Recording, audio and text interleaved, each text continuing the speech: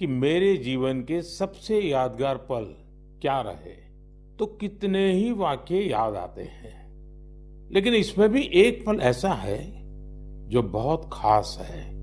वो पल था जब पिछले साल 15 नवंबर को मैं भगवान बिरसा मुंडा की जन्म जयंती पर उनकी जन्मस्थली झारखंड के उलिहातू गांव गया था। इस यात्रा का मुझ पर बहुत बड़ा प्रभाव पड़ा। मैं देश का पहला प्रधानमंत्री हूं जिसे इस पवित्र भूमि की मिट्टी को अपने मस्तक से लगाने का सौभाग्य मिला। उस क्षण मुझे न सिर्फ स्वतंत्रता संग्राम की शक्ति महसूस हुई, बल्कि इस धरती की शक्ति से जुड़ने का भी अवसर मिला। मुझे एहसास हुआ कि कैसे एक संकल्प को पूरा करने का साहस देश के करोड़ों लोगों का भाग्य बदल सकता है।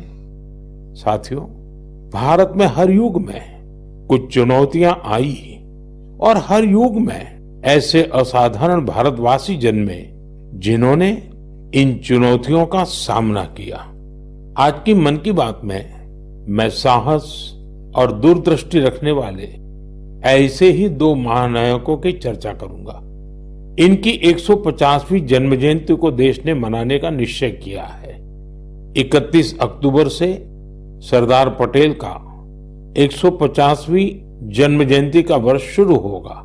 इसके बाद 15 नवंबर से भगवान बिरसा मुंडा का 150वां जन्म जयंती वर्ष शुरू होगा।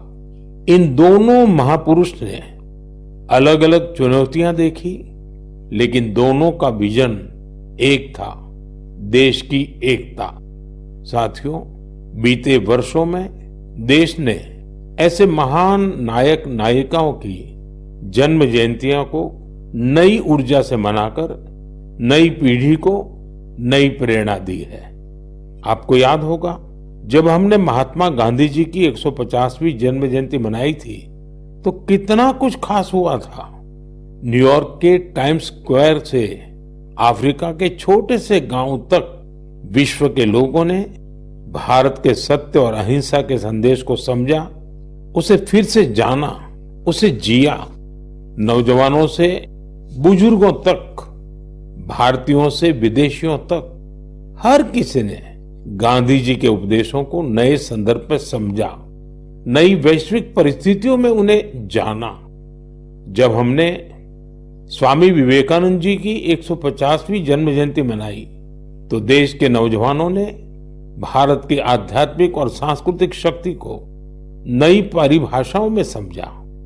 इन योजनाओं ने हमें ये एहसास दिलाया कि हमारे महापुरुष अतीत में खो नहीं जाते, बल्कि उनका जीवन हमारे वर्तमान को भविष्य का रास्ता दिखाता है।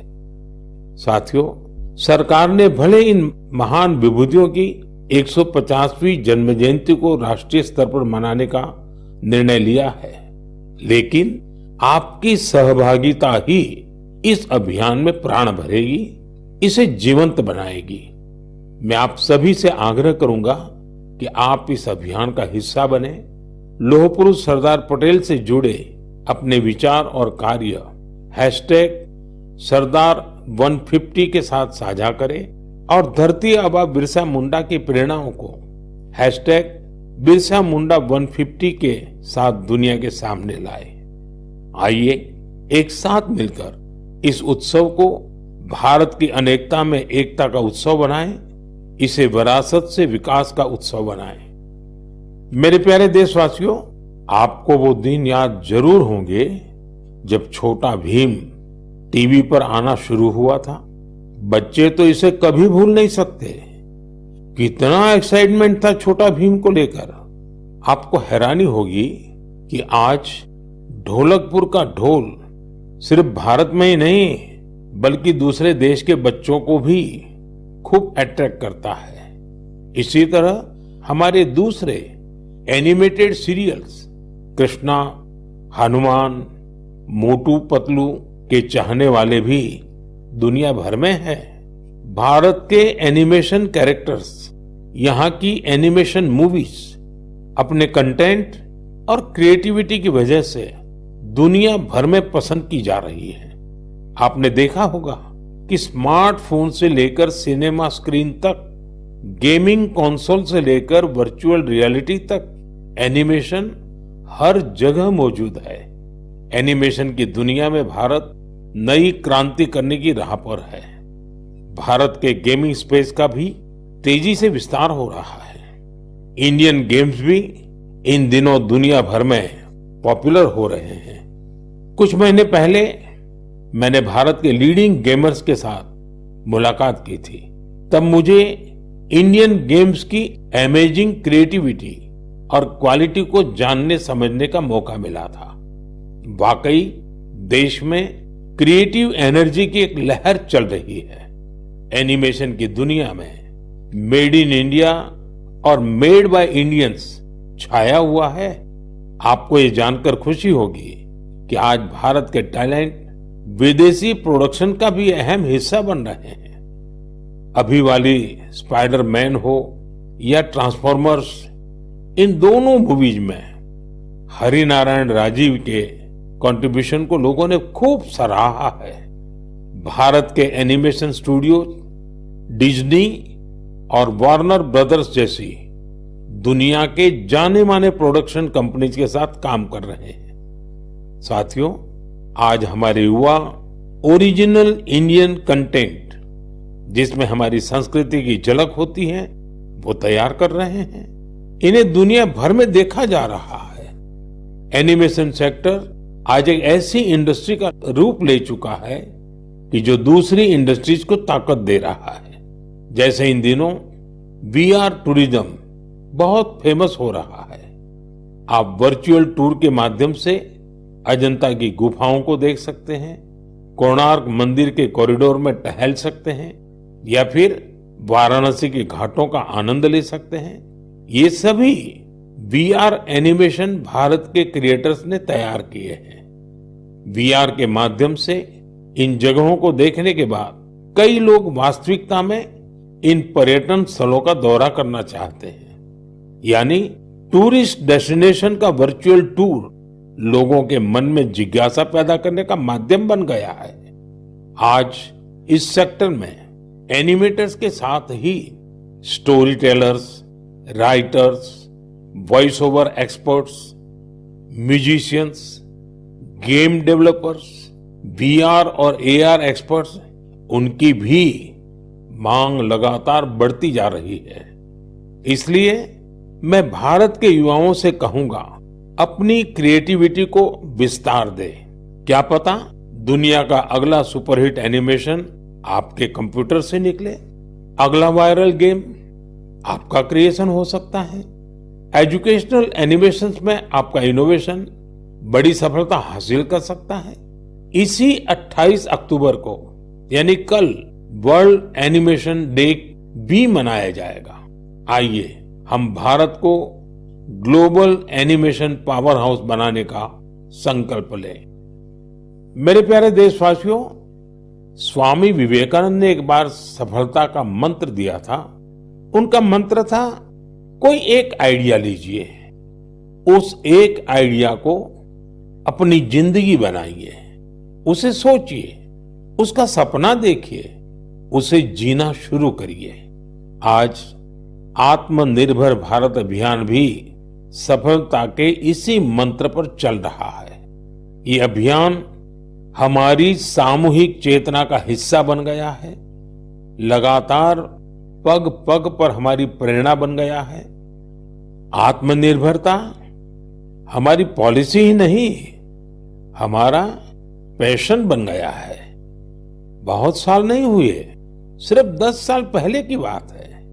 तब अगर कोई कहता था कि किसी कॉम्प्लेक्स टेक्नोलॉजी को भारत में विकसित करना है, तो कई लोगों को विश्वास नहीं होता था, तो कई उपहास उड़ाते थे।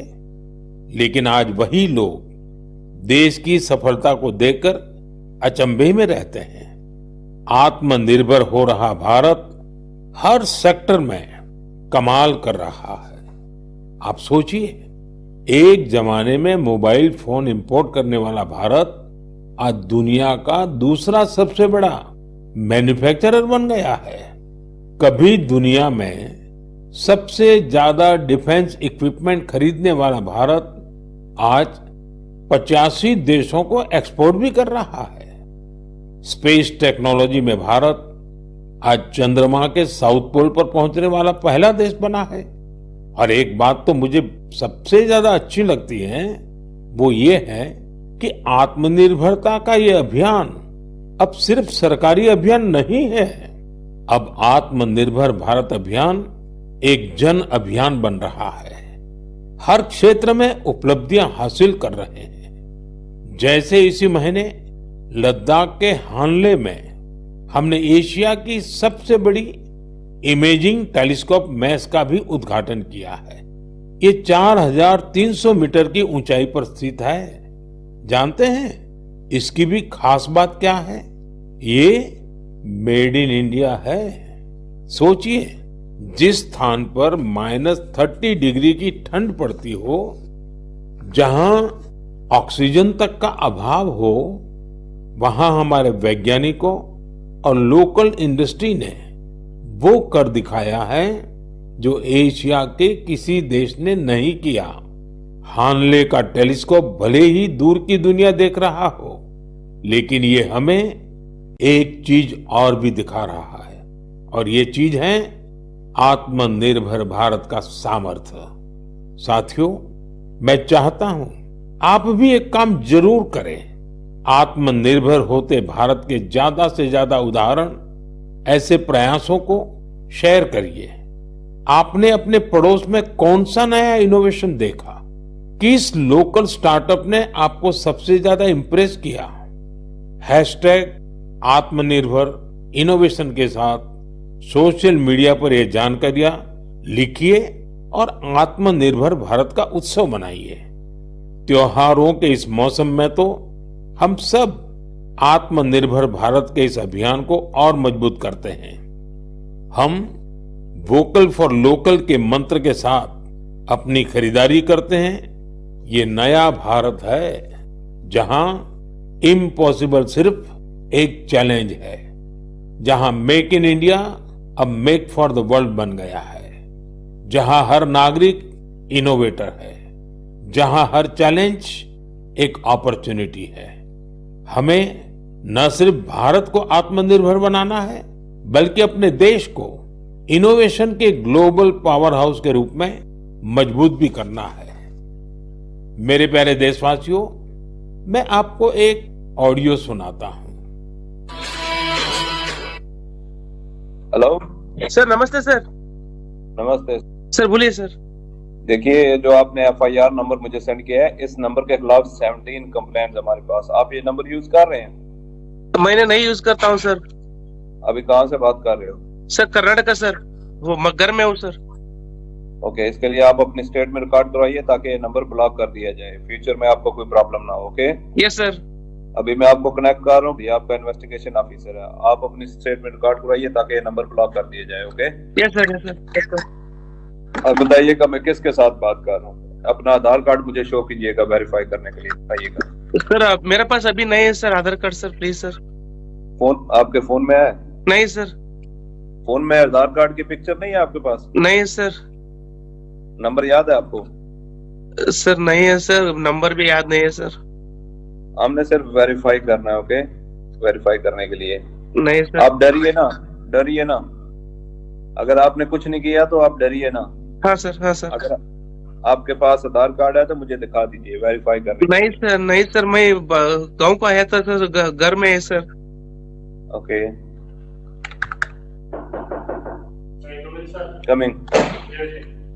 जय हिंद। इस व्यक्ति के वन साइड वीडियो का रिकॉर्ड करो as per the protocol. Okay? ये ऑडियो सिर्फ जानकारी के लिए नहीं, ये कोई मनोरंजन वाला ऑडियो नहीं है। एक गहरी चिंता को लेकर के ऑडियो आया है। आपने अभी जो बातचीत सुनी वो डिजिटल अरेस्ट के फरेब की है। ये बातचीत एक पीड़ित और फ्रॉड करने वाले के बीच हुई है।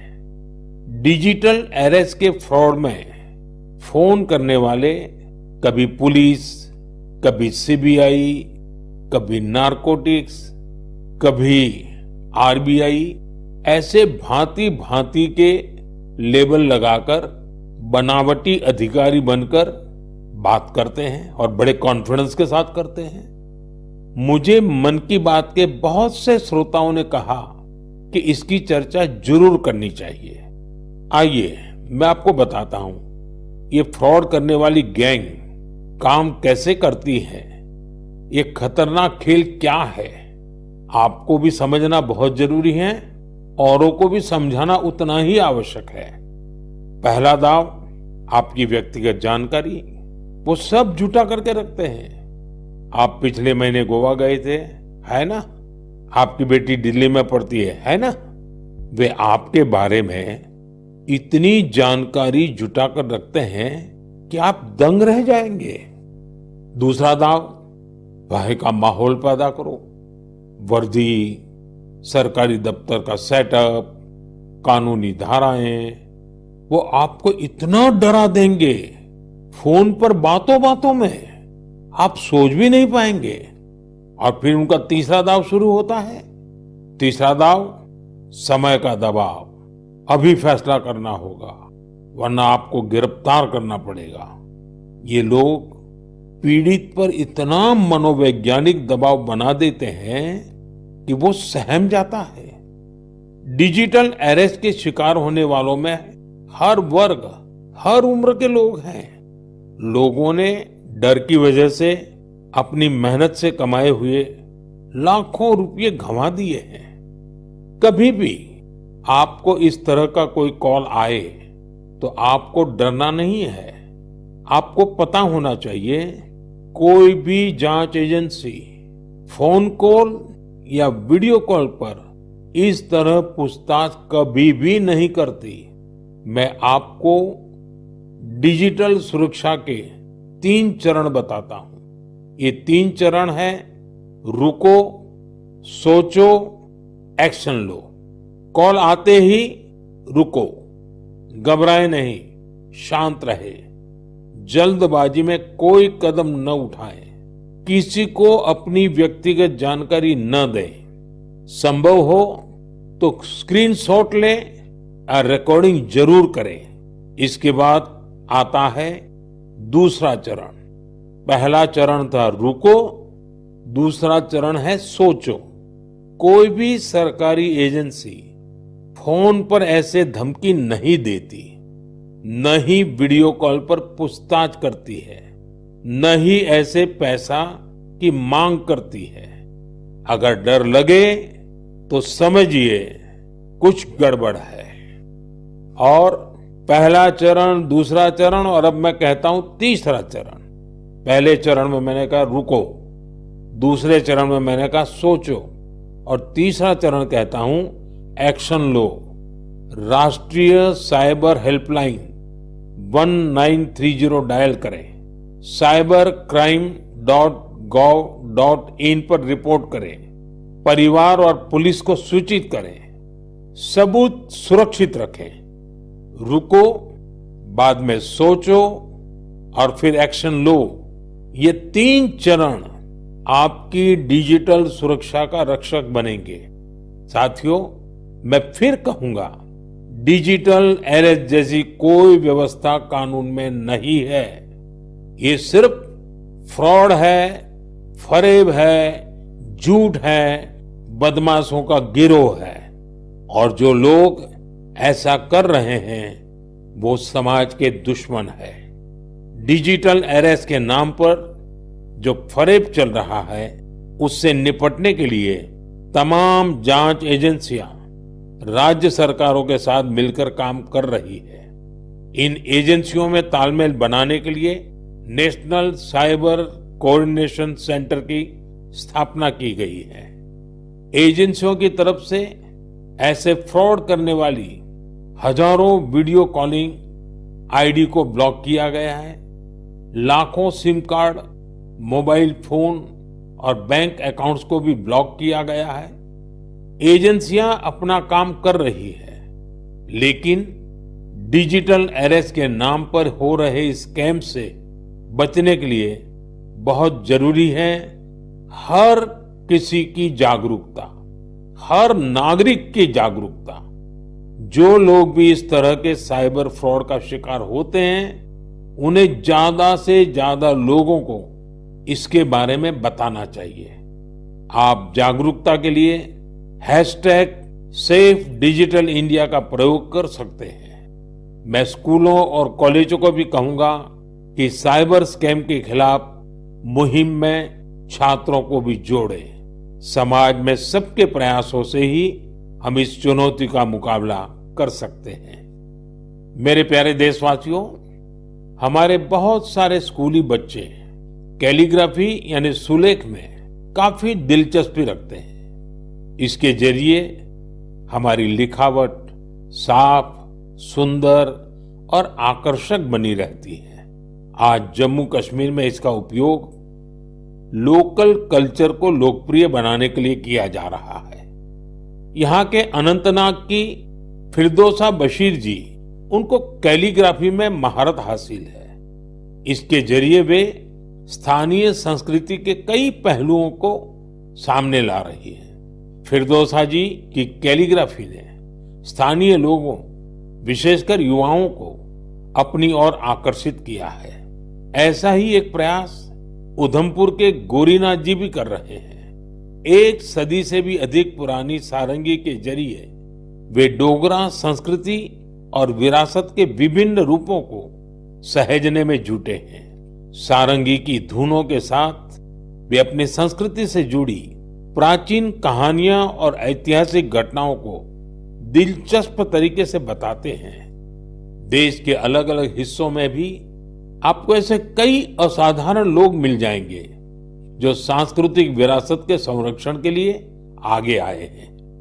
डी वैकुंठम करीब 50 साल से चेरियाल फोक आर्ट को लोकप्रिय बनाने में जुटे हैं। तेलंगाना से जुड़ी इस कला को आगे बढ़ाने का उनका यह प्रयास अद्भुत है। चेरियाल पेंटिंग्स को तैयार करने की प्रक्रिया बहुत ही यूनिक है। यह एक स्क्रोल के स्वरूप में कहानियों को सामने लाती है।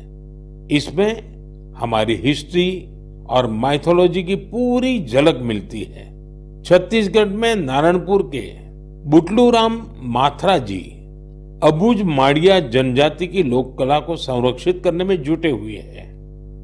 पिछले 4 दशकों से वे अपने इस मिशन में लगे हुए हैं। उनकी ये कला बेटी बचाओ, बेटी पढ़ाओ और स्वच्छ भारत जैसे अभियान से लोगों को जोड़ने में भी बहुत कारगर रही है। साथियों, अभी हम बात कर रहे थे कैसे कश्मीर की वादियों से लेकर छत्तीसगढ़ के जंगलों तक हमारी कला और संस्कृति नए नए रंग बिखेर रही है। लेकिन यह बात यही खत्म नहीं होती। हमारी इन कलाओं की खुशबू दूर दूर तक फैल रही है।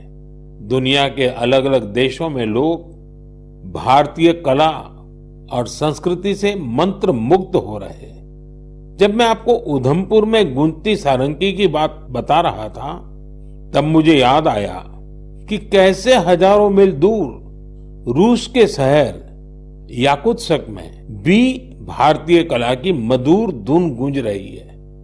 कल्पना कीजिए, सर्दी का एक आध दिन, -65 डिग्री तापमान, चारों तरफ बर्फ की सफेद चादर और वहां एक थिएटर में दर्शक मंत्र मुग्ध होकर देख रहे हैं कालिदास की अभिज्ञान शाकुंतलम। क्या आप सोच सकते हैं, दुनिया के सबसे ठंडे शहर याकुत्स्क में भारतीय साहित्य की गर्मजोशी? ये कल्पना नहीं, सच है। हम सबको गर्व और आनंद से भर देने वाला सच। साथियों, कुछ हफ्ते पहले मैं लाओस भी गया था। वो नवरात्रि का समय था और वहां मैंने कुछ अद्भुत देखा। स्थानीय कलाकार फलक फलम प्रस्तुत कर रहे थे, लाओस की रामायण। उनकी आंखों में वही भक्ति, उनके स्वर में वही समर्पण जो रामायण के प्रति हमारे मन में है। इसी तरह कुवैत में श्री अब्दुल्ला अल बारून ने रामायण और महाभारत का अरबी में अनुवाद किया है। ये कार्य मात्र अनुवाद नहीं, बल्कि दो महान संस्कृतियों के बीच एक सेतु है। उनका यह प्रयास अरब जगत में भारतीय साहित्य की नई समझ विकसित कर रहा है। पेरू से एक और प्रेरक उदाहरण है एर्लिंदा गार्सिया। वहां के युवाओं को भारतनाट्यम सिखा रही है और मारिया वाल्देस ओडिसी नृत्य का प्रशिक्षण दे रही है। इन कलाओं से प्रभावित होकर दक्षिण अमेरिका के कई देशों में भारतीय शास्त्रीय नृत्य की धूम मची हुई है। साथियों, विदेशी धरती पर भारत के ये उदाहरण दर्शाते हैं कि भारतीय संस्कृति की शक्ति कितनी अद्भुत है। ये लगातार विश्व को अपनी ओर आकर्षित कर रही है। जहां जहां कला है, वहां वहां भारत है। जहां जहां संस्कृति है, वहां वहां भारत है। आज दुनिया भर के लोग भारत को जानना चाहते हैं, भारत के लोगों को जानना चाहते हैं। इसलिए आप सभी से एक अनुरोध भी है, अपने आसपास ऐसी सांस्कृतिक पहल को #कल्चरल ब्रिजेस के साथ साझा कीजिए। मन की बात में हम ऐसे उदाहरण पर आगे भी चर्चा करेंगे। मेरे प्यारे देशवासियों, देश के बड़े हिस्से में ठंड का मौसम शुरू हो गया है, लेकिन फिटनेस का पैशन, फिट इंडिया की स्पिरिट, इसे किसी भी मौसम से फर्क नहीं पड़ता। जिसे फिट रहने की आदत होती है, वो सर्दी, गर्मी, बरसात कुछ भी नहीं देखता। मुझे खुशी है कि भारत में अब लोग फिटनेस को लेकर बहुत ज्यादा जागरूक हो रहे हैं। आप भी देख रहे होंगे कि आपके आसपास के पार्कों में लोगों की संख्या बढ़ रही है। पार्क में टहलते बुजुर्गों, नौजवानों और योग करते परिवारों को देखकर मुझे अच्छा लगता है। मुझे याद है जब मैं योग दिवस पर श्रीनगर में था, बारिश के बावजूद भी कितने ही लोग योग के लिए जुटे थे। अभी कुछ दिन पहले श्रीनगर में जो मैराथन हुई, उसमें भी मुझे फिट रहने का यही उत्साह दिखाई दिया। फिट इंडिया की ये भावना अब एक मास मूवमेंट बन रही है। साथियों, मुझे ये देखकर भी अच्छा लगता है कि हमारे स्कूल्स बच्चों की फिटनेस पर अब और ज्यादा ध्यान दे रहे हैं। फिट इंडिया स्कूल आवर्स भी एक अनोखी पहल है। स्कूल्स अपने फर्स्ट पीरियड का इस्तेमाल अलग अलग फिटनेस एक्टिविटीज के लिए कर रहे हैं। कितने ही स्कूलों में किसी दिन बच्चों को योग करवाया जाता है, कभी किसी दिन एरोबिक्स के सेशन होते हैं, तो एक दिन स्पोर्ट्स स्किल पर काम किया जाता है। किसी दिन खो खो और कबड्डी जैसे पारंपरिक खेल खिलाए जा रहे हैं और इसका असर भी बहुत शानदार है। अटेंडेंस अच्छी हो रही है, बच्चों का कंसंट्रेशन बढ़ रहा है और बच्चों को मजा भी आ रहा है। साथियों, मैं वेलनेस की ऊर्जा हर जगह देख रहा हूं। मन की बात के भी बहुत से श्रोताओं ने मुझे अपने अनुभव भेजे हैं। कुछ लोग तो बहुत ही रोचक प्रयोग कर रहे हैं। जैसे एक उदाहरण है फैमिली फिटनेस आवर का, यानी एक परिवार हर वीकेंड 1 घंटा फैमिली फिटनेस एक्टिविटी के लिए दे रहा है। एक और उदाहरण इंडिजीनियस गेम्स रिवाइवल का है, यानी कुछ परिवार अपने बच्चों को ट्रेडिशनल गेम सिखा रहे हैं, खिला रहे हैं। आप भी अपनी फिटनेस रूटीन के एक्सपीरियंस #फिट इंडिया के नाम सोशल मीडिया पर जरूर शेयर कीजिए। मैं देश के लोगों को एक जरूरी जानकारी भी देना चाहता हूं। इस बार 31 अक्टूबर को सरदार पटेल जी की जयंती के दिन ही दीपावली का पर्व भी है।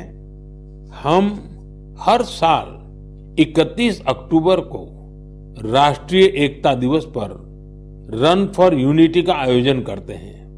दीपावली की वजह से इस बार 29 अक्टूबर यानी मंगलवार को रन फॉर यूनिटी का आयोजन किया जाएगा। मेरा आग्रह है ज्यादा से ज्यादा संख्या में इसमें हिस्सा लीजिए। देश की एकता के मंत्र के साथ ही फिटनेस के मंत्र को भी हर तरफ फैलाइए।